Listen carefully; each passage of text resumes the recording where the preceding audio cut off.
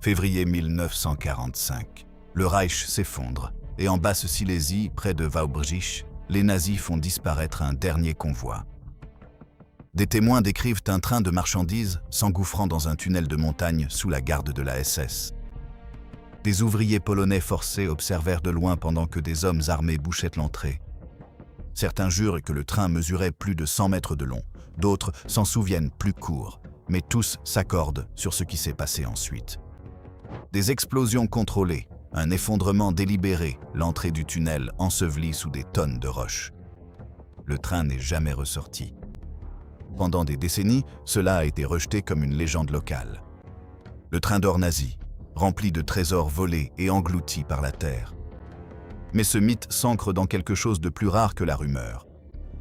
Des archives. Des dossiers soviétiques de 1945 décrivent des interrogatoires de responsables ferroviaires allemands, qui parlaient de transports spéciaux acheminant les biens de la Reichsbank dans les montagnes. Les services de renseignement américains confirment que les nazis ont évacué d'énormes quantités de richesses pillées à mesure que les armées alliées se rapprochaient. Et les enquêteurs polonais ont trouvé des tunnels scellés, des entrées démolies, ainsi que des témoignages qui n'ont jamais vraiment disparu. Quelque chose est entré, rien n'est ressorti. Alors, y avait-il vraiment un train au trésor enseveli sous la Basse-Silésie ? Ou bien cette histoire était-elle un leurre, destiné à cacher ce que les nazis ne voulaient pas qu'on découvre ? Nous allons entrer dans la montagne pour le découvrir. Le vol systématique a commencé bien avant la guerre. Le 9 novembre 1938, lors de la nuit de cristal, la nuit de verre brisé, les sections d'assaut nazis ont saccagé les maisons et commerces juifs à travers l'Allemagne et l'Autriche. Ils ont tout pris, l'argenterie de famille enveloppée dans des châles de prière. Des boîtes à bijoux transmises de génération en génération, des collections d'art assemblées au fil d'une vie. Dans la foulée, le régime imposa une amende collective d'expiation d'1 milliard de Reichsmarks à la population juive d'Allemagne et accéléra les ventes forcées d'entreprises et de biens, un processus que les nazis appelaient l'arianisation. Ce qui ne pouvait pas être volé légalement était tout simplement confisqué. Mais ce n'était que le début. Alors que les chars allemands déferlaient sur l'Europe, une opération encore plus organisée suivait dans leur sillage. L'Einsatzstab Reichsleiter Rosenberg, la task force du Reichsleiter Rosenberg, fut créée dans un but principal, le pillage systématique des trésors culturels des territoires occupés. L'historien de l'art Alfred Rosenberg, l'un des premiers soutiens d'Hitler, dirigeait des équipes qui ont balayé la France, la Pologne, les Pays-Bas et bien d'autres pays. Ils visaient d'abord les familles juives, puis les musées, puis les collections privées de toute personne considérée comme ennemie du Reich. Parmi leurs victimes à Paris figurait Paul Rosenberg, sans lien de parenté avec Alfred Rosenberg, un important marchand d'art juif dont la collection comprenait des œuvres de Picasso, Matisse et Braque. Les nazis ont saisi 162 tableaux rien que dans sa galerie. À travers la France, environ 100 000 œuvres d'art ont été pillées ou vendues sous la contrainte pendant l'occupation. Hermann Göring, le bras droit d'Hitler et lui-même un collectionneur d'art vorace, a effectué environ 20 visites au musée du jeu de paume entre 1940 et 1942, dans le but précis de sélectionner des œuvres pour sa collection personnelle. Des photographies de l'époque le montrent en train d'inspecter des chefs-d'œuvre volés, marquant les œuvres choisies pour leur transport vers son domaine de Carinhal. Mais une femme observait. Rose Valland, une employée de musée française, travaillait au jeu de paume pendant l'occupation. En secret, elle documentait chaque expédition, notant quelles œuvres partaient, où et dans quel train. Elle mémorisait les conversations des nazis sur les destinations et les cachettes. Les Allemands ne se sont jamais doutés d'elle. Ils pensaient qu'elle n'était qu'une simple employée discrète qui ne comprenait pas l'allemand. Elle comprenait parfaitement. Après la guerre, les archives méticuleuses de Valland allaient permettre de retrouver des milliers d'œuvres d'art volées. Mais pas toutes, loin de là. La soif du Reich ne se limitait pas à l'art. Les banques centrales tombaient sous l'occupation allemande et étaient immédiatement vidées. Lorsque la Belgique est tombée en mai 1940, les responsables nazis ont eu accès aux réserves d'or belges, dont une grande partie avait été transférée en France puis plus loin, mais dont une partie a tout de même été capturée lors de la chute de la France. On estime que la Belgique a perdu environ 198 tonnes d'or monétaire à cause des saisies nazies et des transactions forcées. Les Pays-Bas ont subi un pillage similaire. L'or néerlandais restant à Amsterdam a été expédié à Berlin. La situation de la Pologne était plus complexe. Le gouvernement avait évacué une grande partie de ses réserves d'or via la Roumanie avant la chute de Varsovie en 1939. Mais l'occupation nazie a entraîné la confiscation systématique des biens laissés sur place et une exploitation économique brutale de ce qui restait. L'or, provenant de victimes individuelles, transitait par un canal encore plus sinistre. Dans les camps de concentration et les centres d'extermination, les biens des Juifs assassinés étaient collectés avec une efficacité industrielle. Des dents en or étaient extraites des cadavres. Les alliances étaient arrachées des doigts. Les nazis ont créé un compte spécial. À la Reichsbank, ce compte était appelé Melmer, du nom du capitaine SS Bruno Melmer, qui effectuait régulièrement des livraisons de ce que les registres de la banque qualifiaient euphémiquement de « biens d'occasion ». Entre août 1942 et le début de 1945, Melmer a effectué 76 livraisons documentées à la Reichsbank. Chaque livraison contenait de l'or, des bijoux, de la monnaie et d'autres objets précieux pris à ceux qui avaient été tués à Auschwitz, Majdanek et dans d'autres camps d'extermination. Selon les registres bancaires, une des premières livraisons comprenait des milliers de montres en or et d'alliances, ainsi que de grandes quantités d'or dentaire. Ceci n'était qu'un seul envoi. Il y en eut 75 autres documentés, et probablement d'autres qui n'ont jamais été enregistrés. En 1944, alors que le cours de la guerre tournait définitivement en défaveur de l'Allemagne, le Reich possédait des richesses volées, d'une valeur presque inconcevable. Vint alors la question qui allait donner naissance à la légende du train d'or. Où cacher un trésor volé à l'échelle d'un empire lorsque votre empire s'effondre? À la fin de l'été 1943, Albert Speer, l'architecte en chef d'Hitler et ministre de l'Armement, reçut une directive urgente. La campagne de bombardement allié s'intensifiait. Berlin ne pouvait plus être considéré comme sûr. Le Reich avait besoin de nouvelles installations, souterraines, à l'épreuve des bombes et secrètes. La solution se trouvait dans les monts des Hiboux, en Basse-Silésie, une région reculée de forêts denses et de roches dures, aujourd'hui située dans le sud-ouest de la Pologne, mais qui était alors le territoire le plus oriental de l'Allemagne proprement dite. Le projet Ries, qui signifie « géant » en allemand, devint l'un des efforts de construction souterraine les plus ambitieux de la Seconde Guerre mondiale. En utilisant la main-d'œuvre forcée issue du réseau de camps de concentration de Gross-Rosen, les nazis commencèrent à creuser un immense système de tunnels sous les montagnes autour de Wobzik. Des milliers de prisonniers travaillaient par équipe de 12 heures, forant la roche solide, consolidant les tunnels avec du béton et de l'acier, et creusant des chambres assez vastes pour abriter des usines, des centres de commandement et des installations de stockage. Le coût humain fut effroyable. Les estimations suggèrent qu'environ 5000 travailleurs forcés sont morts pendant la construction, victimes de la faim, de maladies, d'accidents et d'exécutions. Le but officiel, selon des documents allemands déclassifiés, était de créer des installations à l'épreuve des bombes pour la production d'armement et les quartiers généraux militaires. Mais l'ampleur et le secret du projet Ries laissaient supposer autre chose. 7 complexes de tunnels distincts furent creusés sur une vaste zone. Au château de Change, une magnifique forteresse du XIIIe siècle surplombant Wałbrzych, les ouvriers commencèrent à transformer la structure et à creuser des tunnels en dessous. Certains tunnels étaient renforcés par des murs de béton de plus d'1,50 m d'épaisseur. Des chambres souterraines étaient équipées de systèmes de ventilation, de câblage électrique et, point crucial, d'un accès ferroviaire. Les témoignages des ouvriers forcés survivants décrivent des sections de tunnels scellés, même pour la plupart des travailleurs. Des unités spéciales de la SS surveillaient ces zones restreintes. Un survivant, racontant son expérience à des historiens polonais en 1965, a décrit avoir reçu l'ordre d'aider à poser des rails de chemin de fer profondément dans un système de tunnels, puis avoir vu des ingénieurs allemands sceller l'entrée à l'aide d'explosifs, faisant s'effondrer la bouche du tunnel et dissimulant ainsi son emplacement. L'infrastructure ferroviaire était au cœur du projet RIS.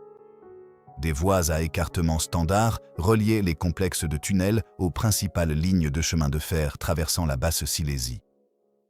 D'épais bunkers en béton furent construits aux entrées des tunnels, avec des portes renforcées pouvant être scellées de l'intérieur. Plus révélateur encore, les chemins de fer du Reich allemand, la Reichsbahn, affectèrent des unités de transport spéciales dans la région à la fin de 1944 et au début de 1945, précisément au moment où la nécessité d'évacuer des objets de valeur de Berlin et d'autres villes menacées devenait désespérée. En janvier 1945, l'armée rouge lança l'offensive de la Vistule à l'Oder, repoussant les forces soviétiques vers l'ouest à une vitesse terrifiante. Ce qui n'était que des lignes de front lointaines devint des menaces immédiates. À Berlin, les responsables de la Reichsbank et du ministère des Finances du Reich faisaient face à une crise. Les réserves d'or, l'art volé, la richesse accumulée du Reich, tout était en danger. Déplacer de telles quantités nécessitait de l'organisation, de la sécurité et, surtout, des destinations où le trésor pouvait être caché des forces alliées en progression. La piste documentaire s'interrompt ici, mais il subsiste des fragments.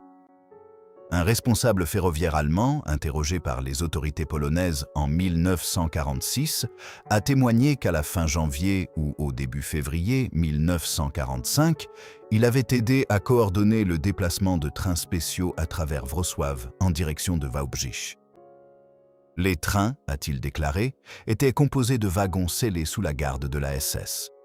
Leurs lettres de voiture étaient classifiées, mais les cheminots ont remarqué que les trains étaient très bas sur leurs essieux. Un signe révélateur d'une cargaison extrêmement lourde. Que s'est-il passé lorsque ces trains sont arrivés dans les montagnes? C'est là que les témoignages deviennent à la fois plus précis et plus difficiles à vérifier. Les premiers rapports ont émergé avant même la reddition de l'Allemagne. En avril 1945, alors que les forces soviétiques occupaient la Basse-Silésie, les unités de renseignement de l'armée rouge ont commencé à interroger des prisonniers allemands et des civils locaux au sujet des activités nazies dans la région. Un rapport déclassifié décrit des informations obtenues auprès d'un responsable ferroviaire allemand capturé près de Wałbrzych. Le responsable a raconté aux interrogateurs qu'un transport blindé était arrivé de Wrocław en février 1945, transportant des objets de valeur et de l'or provenant de la Reichsbank. Selon son récit, la cargaison a été déchargée sous la surveillance étroite de la SS et emmenée dans des tunnels. Le train lui-même a ensuite été caché ou détruit. Le rapport soviétique indique que des efforts ont été faits pour localiser cette cargaison, mais les systèmes de tunnels se sont révélés trop vastes et de nombreuses entrées avaient été détruites ou dissimulées. Au moment où les ingénieurs soviétiques ont pu commencer une exploration systématique, les priorités immédiates étaient de sécuriser la région et de traiter des milliers de prisonniers allemands. La chasse au trésor enfoui est devenue secondaire. Les autorités polonaises, prenant le contrôle de la région après la conférence de Potsdam, ont officiellement transféré la Basse-Silésie à la Pologne et ont poursuivi les investigations. Entre 1945 et 1960, le gouvernement polonais a mené au moins 7 recherches officielles dans les complexes de tunnels autour de Wałbrzych et du château de Śląsk. Ils ont trouvé des dépôts de munitions, du matériel abandonné et les restes tragiques de travailleurs forcés, exécutés dans les derniers jours de l'occupation nazie. Ils ont trouvé des preuves d'évacuation précipitée, des papiers brûlés, du matériel détruit, des entrées de tunnels effondrées, mais ils n'ont trouvé ni train ni cache de trésors significative. Cependant, les témoignages de témoins ont continué à s'accumuler. En 1959, un homme nommé Hans Kistner s'est manifesté avec une affirmation extraordinaire. Kistner avait été un jeune officier dans l'armée allemande, affecté à des missions de sécurité en Basse-Silésie au début de 1945. Il a fourni aux enquêteurs polonais un récit détaillé, selon lequel il avait reçu l'ordre, avec une petite unité, de monter la garde. Un train de marchandises est arrivé à l'entrée d'un tunnel près du village de Ludwikowitz à la fin du mois de février 1945. Le train, a-t-il déclaré, était scellé et placé sous la juridiction de la SS. Les ordres de son unité étaient d'empêcher quiconque de s'approcher. Après environ 2 jours, lui et ses hommes ont été retirés. Peu de temps après, il a entendu des explosions venant de la direction du tunnel. Le récit de Kistner était précis quant à l'emplacement et au moment, mais il ne pouvait fournir aucune preuve. Les autorités polonaises ont enquêté dans la zone qu'il avait décrite et ont trouvé des preuves de la construction et de la démolition d'un tunnel, mais aucun train. Son témoignage a été archivé dans les dossiers du gouvernement et largement oublié. La légende aurait pu s'arrêter là. L'une des innombrables histoires de trésors non vérifiées de la Seconde Guerre mondiale, si ce n'est la persistance de la mémoire locale. Les habitants de Wałbrzych et des villages environnants se transmettaient les histoires qu'ils avaient entendues de civils allemands fuyant vers l'ouest en 1945. Selon ces récits, ces réfugiés parlaient d'un train chargé d'or et d'œuvres d'art qui auraient été cachés dans les montagnes. Les détails variaient, mais le récit principal restait cohérent à travers de multiples versions. Un témoignage particulièrement convaincant a émergé au début des années 1970.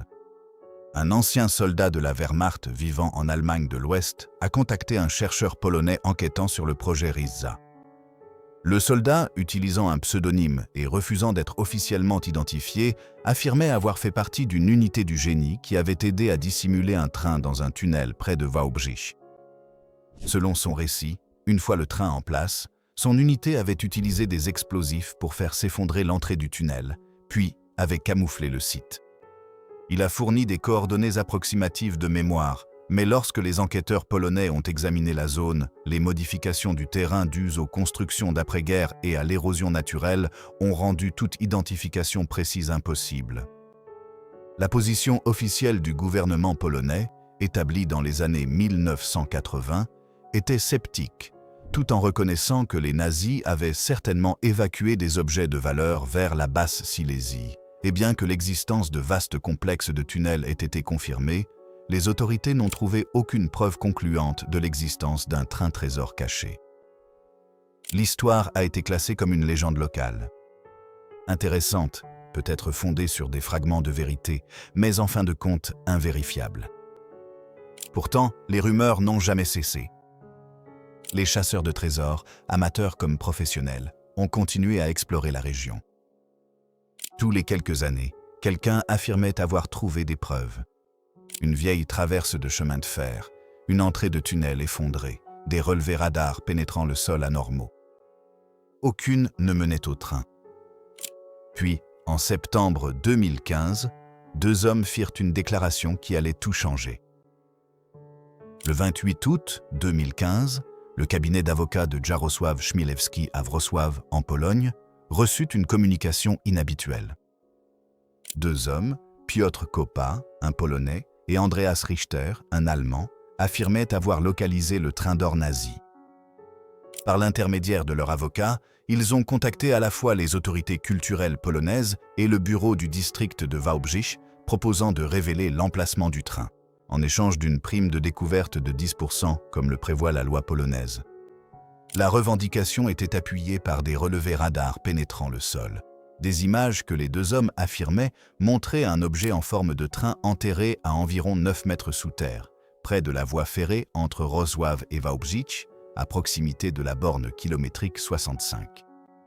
Les images du radar à pénétration de sol semblaient révéler un objet linéaire d'environ 150 mètres de long, avec ce qui pouvait être interprété comme des segments de wagons individuels. Koper et Richter ont déclaré avoir été guidés vers l'emplacement par des informations provenant d'une confession sur son lit de mort, prétendument faite par un homme ayant participé à la dissimulation du train en 1945. La réaction a été explosive. En quelques jours, les médias internationaux publiaient des gros titres sur la découverte du légendaire train d'or nazi. Le gouvernement polonais a convoqué des réunions d'urgence. Le vice-ministre de la Culture, Piotr Żukowski, a tenu une conférence de presse le 15 septembre 2015, déclarant qu'il était certain à 99% de l'existence du train sur la base des preuves présentées. Le site, près du kilomètre 65, est devenu du jour au lendemain une véritable sensation. Des chasseurs de trésors venus de toute l'Europe ont afflué dans la région. Les autorités polonaises ont été contraintes de boucler l'endroit et d'y poster une sécurité 24 heures sur 24 pour empêcher toute fouille non autorisée. L'économie locale a connu une transformation immédiate. Des journalistes internationaux, des équipes de documentaires et des touristes curieux ont afflué à Wałbrzych. Les hôtels affichaient complets. Les restaurants ont enregistré des chiffres d'affaires records. Des entrepreneurs ont commencé à vendre des produits dérivés du train d'or.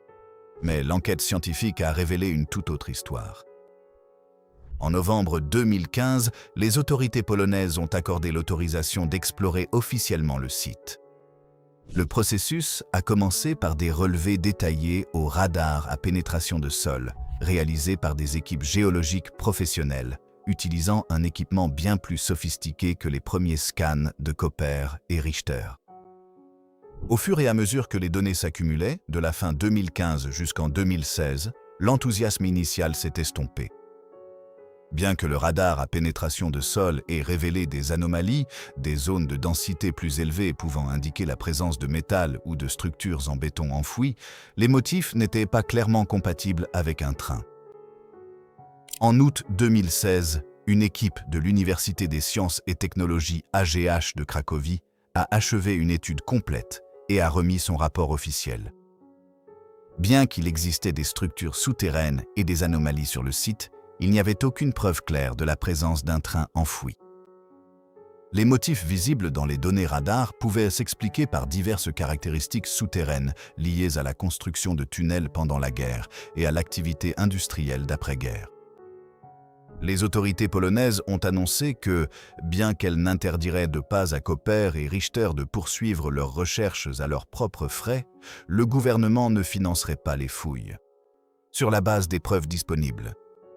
Le vice-ministre de la Culture, qui avait exprimé une certitude de 99%, a désormais reconnu que les relevés n'avaient pas confirmé la présence d'un train. Koper et Richter ont contesté ces conclusions. Ils ont maintenu leur conviction que le train se trouvait là et qu'une enquête plus poussée avec d'autres méthodes leur donnerait raison. Cependant, sans le soutien du gouvernement, le coût et la complexité des fouilles rendaient tout progrès immédiat impossible. Le cirque médiatique s'est dissipé. Les touristes ont cessé de venir. Le cordon de sécurité a été retiré, mais l'histoire ne s'est pas arrêtée là. La déclaration de 2015, malgré son résultat non concluant, avait ravivé l'intérêt international pour la légende du train d'or nazi. Les historiens ont revisité les archives. De nouveaux témoins se sont manifestés avec des récits qu'eux-mêmes ou leurs familles avaient gardés secrets pendant des décennies. Le gouvernement polonais a ouvert des dossiers auparavant restreints concernant les recherches menées après la guerre sur les tunnels du projet RISE. Et les chercheurs ont commencé à se poser des questions plus fondamentales. Qu'est-ce qui a exactement été évacué vers la Basse-Silésie? Combien de tout cela a été retrouvé? Et qu'est-ce que les archives historiques prouvent réellement? Pour comprendre si un train rempli de trésors a pu exister, nous devons examiner ce que les nazis ont réellement déplacé dans les derniers mois de la guerre. L'évacuation de la Reichsbank est la mieux documentée et fournit la preuve la plus claire que la légende, quels qu'en soient les détails, est ancrée dans des faits historiques. Le 4 avril 1945, les forces américaines de la 3e armée de Patton firent une découverte extraordinaire. Suite à une information donnée par des personnes déplacées, des soldats pénétrèrent dans la mine de sel de Merkers, en Thuringe, et descendirent à près de 640 mètres sous terre. Ce qu'ils découvrirent stupéfia même les vétérans aguerris par les combats. Dans d'immenses salles creusées dans le sel, la Reichsbank avait dissimulé une véritable fortune. Des lingots d'or empilés du sol au plafond, des sacs en toile remplis de pièces d'or, des caisses de devises provenant d'une douzaine de pays. L'armée américaine procéda à un inventaire méticuleux. Des lingots d'or d'une valeur de 238 millions de dollars selon le taux de change de 1945, soit environ 3,5 milliards de dollars aujourd'hui.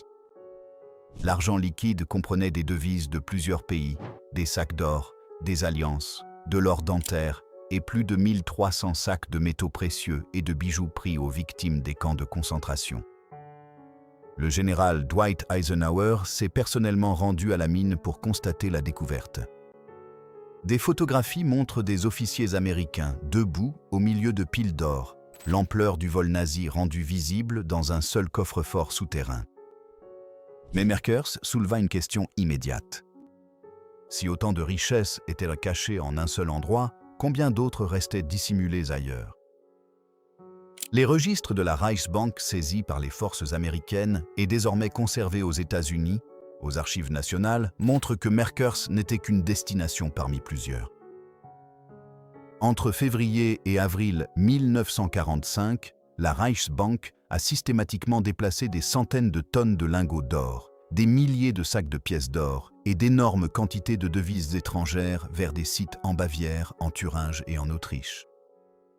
Lorsque ces caches furent capturées par les forces américaines, britanniques et françaises en avril et mai 1945, elles représentaient une part importante, mais pas la totalité, des réserves connues du Reich. La question cruciale est de savoir combien a été envoyé vers l'Est, en Basse-Silésie, avant que cette région ne tombe aux mains des forces soviétiques en février 1945. Les archives soviétiques fournissent des réponses fragmentaires. Les brigades de trophées de l'armée rouge ont signalé avoir trouvé de l'or et des objets de valeur à divers endroits en Basse-Silésie, notamment dans des complexes de tunnels associés au projet RIS. Cependant, la documentation soviétique est désespérément incomplète. Les objets récupérés par les forces soviétiques ont été transportés à Moscou avec une comptabilité publique limitée. Un rapport révélateur des services de renseignement soviétiques datant de mai 1945 décrit l'interrogatoire d'un banquier allemand, capturé à Wrocław. Le banquier a déclaré aux interrogateurs qu'en janvier 1945, il avait aidé à organiser le transfert de lingots d'or et d'importantes quantités de devises depuis la succursale de la Reichsbank à Wrocław vers des installations de stockage sécurisées dans la région de Wałbrzych. Le rapport indique que l'enquête de suivi n'a pas permis de retrouver cet or. Les archives ferroviaires allemandes ajoutent une autre pièce au puzzle. Des documents partiellement conservés montrent une augmentation spectaculaire des trains de transport spéciaux traversant la Basse-Silésie en janvier et février 1945. Un manifeste de transport découvert dans les archives fédérales allemandes révèle que le 9 février 1945, un train composé de 48 wagons a quitté Wrocław, classé comme transport spécial 4722. Sa cargaison est simplement indiquée comme propriété du Reich, de grande valeur. La destination du train, Fürstenstein, le nom allemand du château de Xianche. Le train était escorté par 2 wagons anti-aériens et un détachement de sécurité composé de 32 membres de la SS, une protection exceptionnellement importante pour une cargaison militaire ordinaire. L'arrivée du train et son sort ne sont pas mentionnés dans les documents qui ont survécu. Se pourrait-il qu'il s'agisse du légendaire train d'or? C'est possible? Ou bien il pourrait s'agir de l'un des nombreux transports de grande valeur qui ont traversé la région durant ces derniers mois chaotiques. La vérité est peut-être moins spectaculaire qu'un unique train au trésor, mais plus complexe.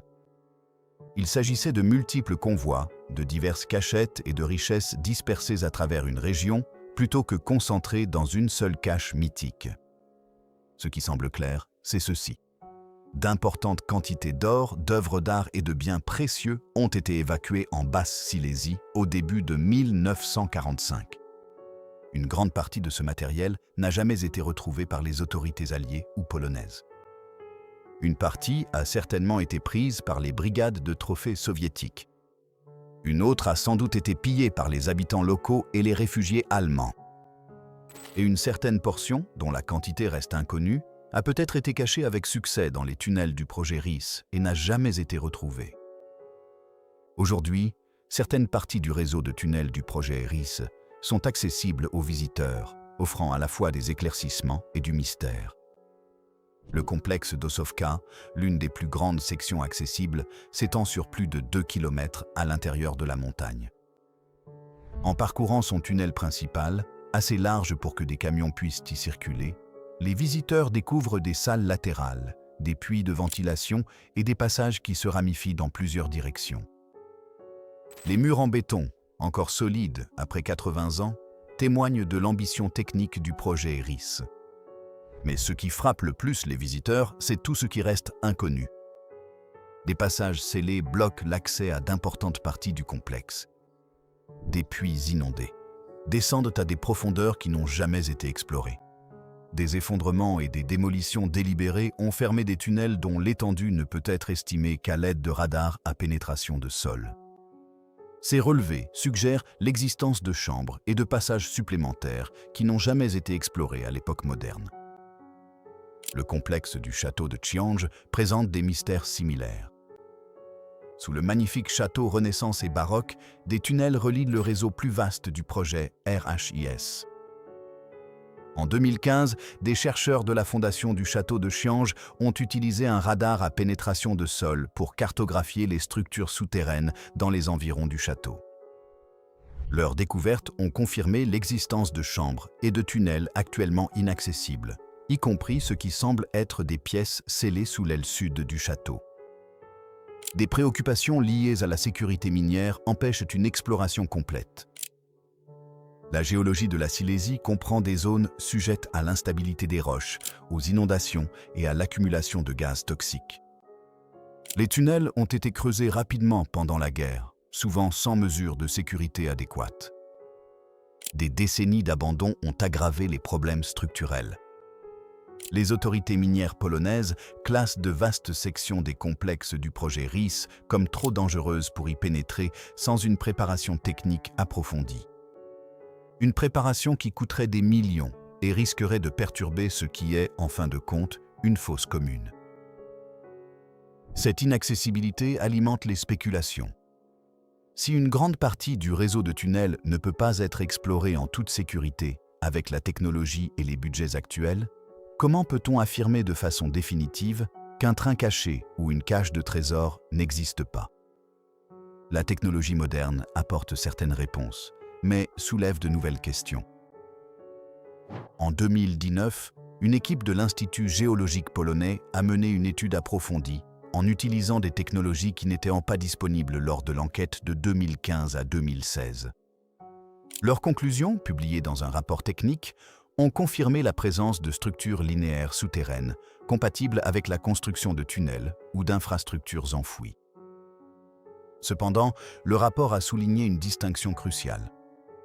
Identifier des structures souterraines et déterminer leur contenu sont des défis très différents. Sans excavation, la certitude est impossible. L'excavation entraîne des coûts et des risques énormes.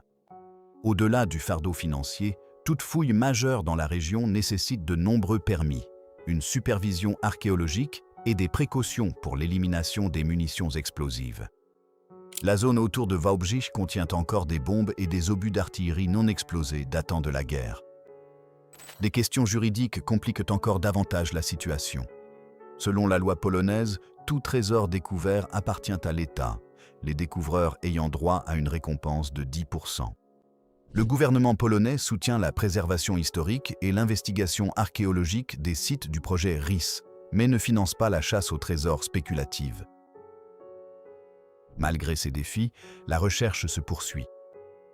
En 2025, de nouvelles équipes ont obtenu des autorisations pour mener des investigations à l'aide d'un radar de sol de nouvelle génération. Les demandes de permis d'exploration restent enregistrées auprès des autorités polonaises. Chaque investigation apporte des fragments d'informations, mais pas la découverte concluante qui permettrait de résoudre le mystère.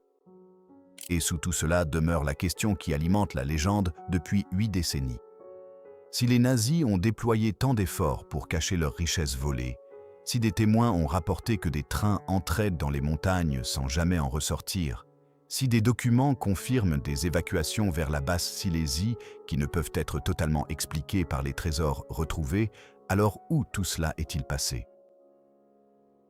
79 ans après le passage des derniers trains nazis en Basse-Silésie, que peut réellement confirmer l'histoire à propos de la légende du train d'or? Les preuves démontrent que les nazis ont évacué d'importantes valeurs vers la Basse-Silésie au début de 1945. Des documents le confirment. Les preuves démontrent que le projet RAIS était un immense chantier de construction souterrain, bien plus vaste que ce qui était nécessaire pour ses objectifs officiels. Les tunnels existent. Les preuves montrent qu'une grande partie des richesses évacuées vers l'Est n'a jamais été retrouvée par les forces alliées ni correctement répertoriée dans les archives soviétiques des trophées de guerre. Quelque chose reste inexpliqué. Ce que les preuves ne peuvent pas confirmer, c'est l'existence d'un train unique et précis, chargé de trésors et caché dans un tunnel particulier. Aucun document ne le prouve de manière décisive. Aucun témoignage, aussi convaincant soit-il, n'a fourni de détails vérifiables ayant permis une découverte. Les historiens qui ont étudié la question avec le plus d'attention tendent vers une interprétation nuancée. Dr. Joanna Lamparska, chercheuse à l'Académie polonaise des sciences qui a étudié pendant des années des documents de guerre et des enquêtes d'après-guerre, affirme que le train d'or est devenu une représentation symbolique d'un fait historique plus large. La légende renferme une vérité, a-t-elle déclaré dans une interview en 2018. Les nazis ont effectivement volé d'énormes quantités d'or, d'œuvres d'art et d'objets de valeur. Ils ont effectivement tenté de dissimuler cette richesse après avoir perdu la guerre. La Basse-Silésie était une cachette parmi d'autres, mais l'idée d'un train en particulier, parfaitement conservé dans un tunnel scellé attendant d'être découvert, était fascinante. Il s'agit probablement d'une imagination façonnée par des fragments d'événements réels. Pourtant, même les historiens sceptiques reconnaissent cette possibilité. Nous ne pouvons pas prouver qu'il n'existe pas. Dr. Lamparska a poursuivi. Les tunnels sont réels. Les évacuations ont eu lieu. Les documents sont incomplets. Tant que chaque mètre de ces tunnels n'aura pas été cartographié et exploré, si tant est que cela soit possible, nous ne pourrons pas clore complètement l'affaire. Pour les habitants de Wałbrzych, la légende fait désormais partie de l'identité locale. La ville a adopté son rôle dans le mystère, avec des visites des complexes de Rys qui attirent chaque année des milliers de personnes. Un restaurant près du château de Kiong sert un schnitzel du train d'or. Un hôtel propose des forfaits pour chasseurs de trésors. La légende, quelle que soit sa véracité, est devenue une valeur économique. Mais sous le tourisme se cache une réalité plus sombre qu'il ne faut pas oublier. Le projet RAIS a été construit par le travail forcé. Des milliers de travailleurs forcés ont travaillé dans des conditions horribles. Les maladies, la faim et les exécutions ont tué environ 5000 personnes pendant la construction, bien que le nombre réel soit peut-être plus élevé. Leurs corps, dans de nombreux cas, ont été enterrés dans des fosses anonymes ou jetés dans les tunnels mêmes qu'ils avaient creusés. Lorsque nous parlons du train d'or, nous devrions nous rappeler que tout l'or dans ces tunnels a été volé, en grande partie à des personnes qui ont été assassinées, souligne l'historien Tomasz Strzembos. La véritable histoire du projet Rys n'est pas une aventure, c'est une horreur. Cette perspective donne un poids moral à la question de savoir si la recherche doit continuer. Si un trésor existe, il devrait être retrouvé. Pas pour la richesse, mais parce que ce sont des objets volés qui appartiennent légitimement aux familles et aux nations auxquelles ils ont été pris ou à des musées qui peuvent les préserver comme témoignages historiques. Mais la recherche doit être menée dans le respect de la nature du site en tant que mémorial. Pas simplement comme une chasse au trésor. Par un matin froid en Basse-Silésie, la brume s'installe dans les vallées autour de Wałbrzych. Les monts des hiboux se dressent sombres contre le ciel de l'aube, leurs pentes couvertes de forêts de pins, leurs tunnels cachés silencieux sous des tonnes de roches. Quelque part dans ces montagnes, peut-être, se trouve la réponse à l'un des mystères les plus persistants de la Seconde Guerre mondiale. Ou peut-être que le mystère est lui-même la réponse. Un rappel que l'histoire refuse de livrer tous ses secrets, que certaines questions survivent aux générations qui les ont posées en premier. La recherche continue. En 2025, de nouvelles équipes ont annoncé leur intention d'utiliser un radar à pénétration de sol avancé pour explorer des zones jusque-là inexplorées près du projet Rys. Les demandes de permis d'exploration restent enregistrées auprès des autorités polonaises. Des témoins âgés se manifestent encore parfois, avec des récits transmis par leurs parents ou grands-parents ayant vécu les années de guerre. Mais que le train soit retrouvé ou demeure caché, la légende a déjà accompli quelque chose de significatif. Elle a permis de maintenir l'attention sur la réalité historique du pillage nazi, sur l'ampleur des vols perpétrés par le Troisième Reich et sur le fait qu'une grande partie de ce qui a été volé n'a jamais été restitué. Elle a préservé la mémoire du projet Riese et des prisonniers morts en le construisant. Elle a fait de ces montagnes en Pologne une destination pour ceux qui souhaitent comprendre ce sombre chapitre de l'histoire. Le train d'or, qu'il soit réel ou légendaire, nous rappelle que la Seconde Guerre mondiale a laissé des mystères autant que des certitudes. Il nous rappelle qu'au-delà de ce que nous savons se cache l'inconnu, littéralement sous la surface de la Terre. Et il nous rappelle que l'histoire n'est pas seulement ce qui est documenté, mais aussi ce qui est mémorisé, recherché et questionné. Février 1945, un train entre dans une montagne. 79 ans plus tard, la montagne ne l'a pas rendu. Peut-être qu'elle ne le rendra jamais. Mais tant que ces tunnels resteront sous les monts des hiboux, tant que des documents évoqueront des évacuations dont la destination ne peut être confirmée, tant que des témoins se souviendront d'histoires de trésors cachés, la possibilité subsiste. Et avec elle, subsiste la responsabilité de se souvenir non seulement de l'or, mais aussi des personnes à qui il a été volé et de celles qui sont mortes, en construisant les tunnels où il pourrait être caché. La montagne sait. La montagne ne dit rien, et alors nous cherchons. Pas pour l'aventure, mais pour la vérité, pour la restitution et pour les voix de ceux que les nazis ont tenté de faire taire à jamais. Si cette histoire vous a touché, interpellé ou vous a aidé à voir la Seconde Guerre mondiale différemment, ce serait un honneur de vous compter parmi notre communauté grandissante. S'abonner n'est pas qu'un simple clic. C'est une façon de soutenir des histoires plus puissantes, des voix oubliées et davantage de vérité du passé. Alors si vous pensez que ces histoires comptent, cliquez sur le bouton d'abonnement et continuons à construire ce voyage ensemble. Et n'oubliez pas de laisser un commentaire. Nous lisons chacun d'entre eux et nous aimons entendre vos avis. Jusqu'à la prochaine fois, continuez d'explorer l'histoire avec Epic War. Continuez à poser des questions. Continuez à chercher la vérité.